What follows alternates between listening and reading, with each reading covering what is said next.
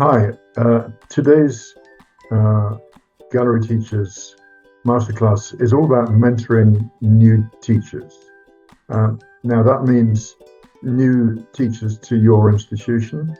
It could also mean a teacher who's absolutely brand new to the whole profession. And we're going to talk about the implications of that. We're going to talk about some of the theoretical aspects, but we're also going to look quite closely at the practical side too. So how what a mentor is and how one can mentor, and then as the receiver of the mentoring, that is, let's call that person the mentee. I'm not sure if that's a real word or not. What you can do, so what both sides can do to make this process easier, more efficient, and ultimately, I suppose, also perhaps even fun. Is that possible?